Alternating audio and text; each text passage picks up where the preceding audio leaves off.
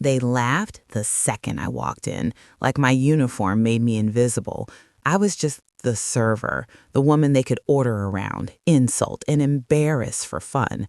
But what they didn't know was that the billionaire they were desperate to impress was my husband. And that night, karma didn't knock softly. It walked in like a storm. Before I begin, do me one favor, hit like and subscribe, because stories like this don't just entertain, they teach lessons people never forget. And please stay till the end, because the twist you're about to hear doesn't just shock a room, it changes a life. That evening, the event hall looked like a dream made of gold. Warm lights reflected on polished floors, expensive flowers stood proudly on every table, and the air carried the smell of rich perfume and louder pride. Everyone there looked like they belonged to some different world, where respect is bought and kindness is optional. I walked in quietly, hair tied back, server uniform neat and simple, holding my tray like it was the only thing that mattered. And to them, it was. I wasn't there by accident. I chose this shift on purpose, not because I needed money, but because I needed truth. I needed to know if people who claim they have class can show respect to someone they think is below them. My husband had a meeting that ran late, and he told me he'd join after an hour. He asked me once if I was sure I wanted to do this. I said yes, because deep down I knew this night would either heal me or break something inside me for good. I've lived enough life to know one thing. People show their real face when they believe you can't do anything about it. That's why I didn't wear jewelry. That's why I didn't come in with confidence on display. I came in as a server, because a uniform is the fastest way to see how cruel people can be. And I wasn't wrong. A group of women entered like they owned the air itself. Designer bags, sharp makeup, heavy perfume, and voices that sounded like they practiced being proud every morning. They sat near the center tables where important guests sat, and the leader of the group was the loudest among them. Her beauty wasn't soft, it was sharp, the kind that cuts. She didn't look at me when I offered water. She snapped her fingers in the air, like calling an animal, and said, "Sparkling water, not tap, and hurry." I nodded politely and started placing glasses on their table. But then she finally looked up and scanned me like dirt on her shoe, then smirked and said loud enough for her friends, "They really hire anyone now." Her friends laughed like it was the funniest joke of the year. One of them whispered something while staring at my skin, and the laughter became uglier. I turned to leave, but the loud woman stopped me, raising her hand like I was her servant. "Wait," she said, "fix my chair." For a second, my fingers froze, not because I didn't understand, but because my mind took me back years, back to the first time someone treated me like I was too low to deserve basic respect. I remembered being a teenager applying for a job and hearing the word suitable used against me like a weapon. I swallowed that memory and adjusted her chair without a word. She leaned back with satisfaction, as if humiliating me was a victory. Then one of her friends said, "Don't touch my glass with those hands. I don't want it smelling like kitchen." They laughed again. My cheeks felt warm, but my face stayed calm. I walked away with my chin steady, even though my chest felt tight. People like them don't just want service, they want control. They want to see you shrink so they can feel tall. I moved from table to table, serving guests with polite smiles, but my heart wasn't fully there. I could feel their eyes. The way they looked at me wasn't human. It was like I was part of the decoration. And when I returned to that loud group's table with napkins, the leader leaned in close and said, "You should be grateful you're even standing in this place. It's too high for someone like you." Someone like you.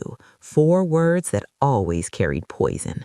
My hands trembled slightly, but I forced a calm smile. "I'll bring what you need," I said, then walked away before she could see my pain. A few minutes later, a man from their group stood up right as I passed behind him. I knew instantly it wasn't an accident. He bumped into me hard and my tray tilted. A drink splashed near his expensive shoes.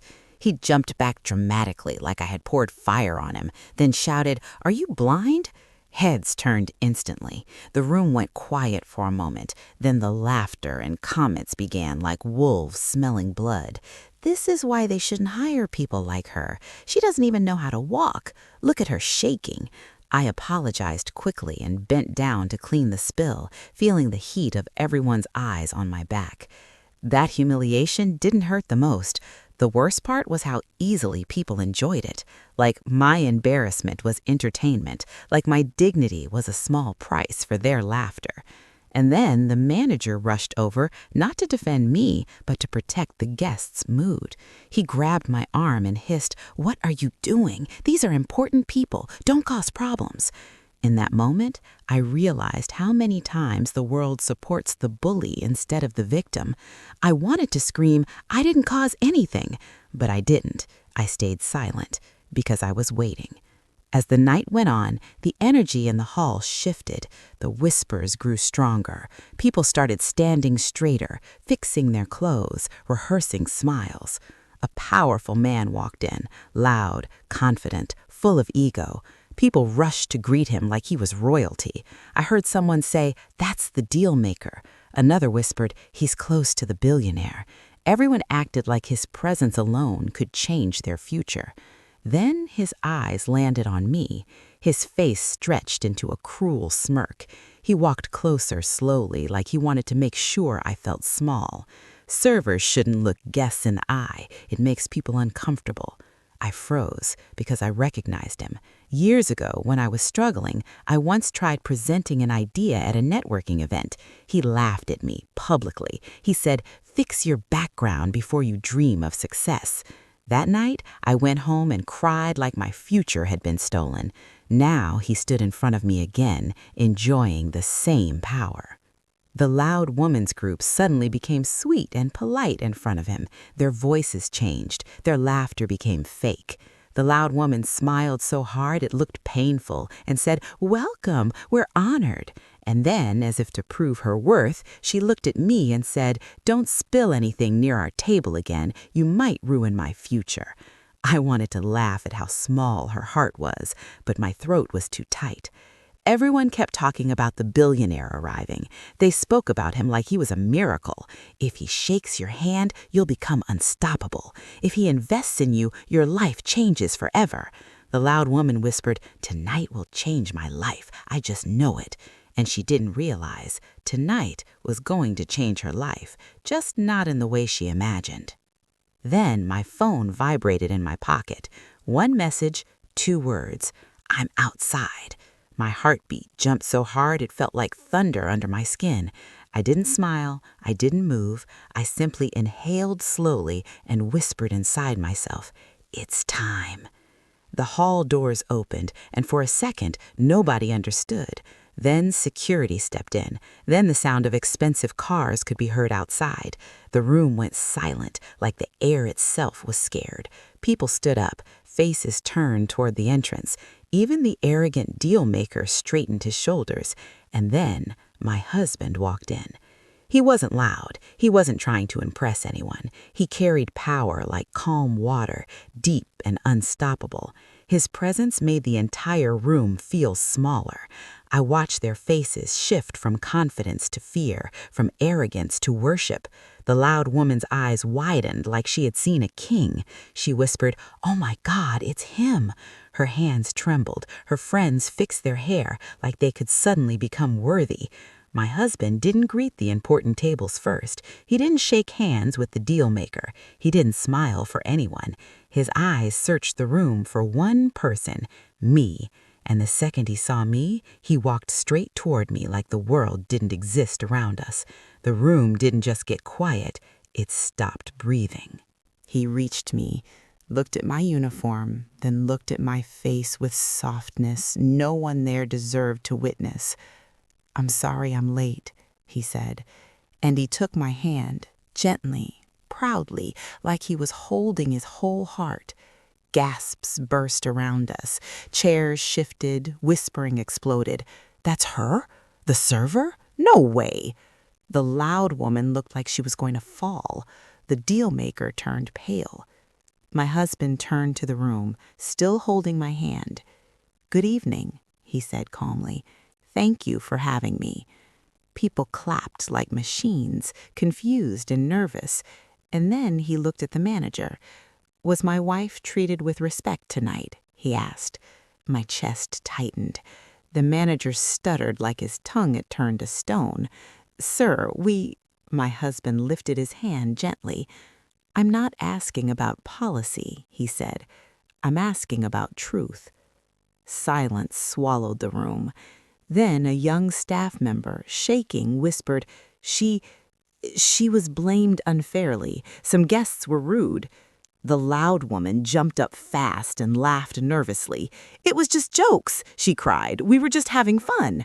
My husband stared at her like she was nothing special. "Fun?" he repeated quietly. Then he looked at me. "Did they mock you?" he asked softly. In that moment, my whole life stood in front of me. I could lie. I could protect their pride. I could pretend it didn't hurt. But I didn't. I nodded once. Only once. And that single nod felt heavier than any scream. My husband turned back to them, calm as ice. "I built my success with people," he said, "not above people." He walked toward their table and said, "I don't do business with those who disrespect dignity. If you came here expecting deals or partnerships, you came for nothing." The deal maker stepped forward quickly. "Sir, please, it's a misunderstanding." My husband didn't even look at him. "I remember you," he said. The deal maker froze. "I remember how you treat others when you think they can't benefit you." The deal maker's face turned red and empty at the same time, like he had just been stripped in public. Then my husband looked at the manager again. "She wore a uniform tonight," he said, "but she didn't need to." The manager blinked. My husband squeezed my hand. "She is the woman behind the foundation we support," he said to everyone. "She funds education for girls who are told they don't belong. She fights for workers who are treated like furniture." The room stared at me differently now, not with laughter, with shame. The loud woman's voice shook. I didn't know." And I finally spoke, calm and clear. "That's the problem," I said. "You only respect people when you know." Her eyes filled with panic tears. "Please, I'm sorry," she whispered. I looked at her with peace instead of anger. "I don't want your apology," I said softly. "I want you to remember this feeling, because the next person you mock might not be connected to a billionaire." And then I did the simplest thing that broke them the most. I removed my apron, folded it neatly, and placed it on the side, not with pride, not with ego, with dignity. The hall remained silent. That silence was karma, not loud, not dramatic, just real. Because sometimes the strongest karma isn't destroying someone, it's letting them face themselves when the truth is exposed. When we walked out together, my husband whispered, "You didn't lower yourself." I swallowed tears that had been trapped for years. "I almost did," I admitted. He shook his head. "No," he said, "you showed them what real class looks like." And for the first time in my life, I believed it fully. A uniform doesn't decide your worth. A bank account doesn't decide your value. And the people who mock others are always the smallest ones in the room. If this story touched your heart, please subscribe, because here we don't just tell stories, we deliver lessons. And comment below, what would you do if someone mocked you because of your job? Your words might give strength to someone who's silently fighting today.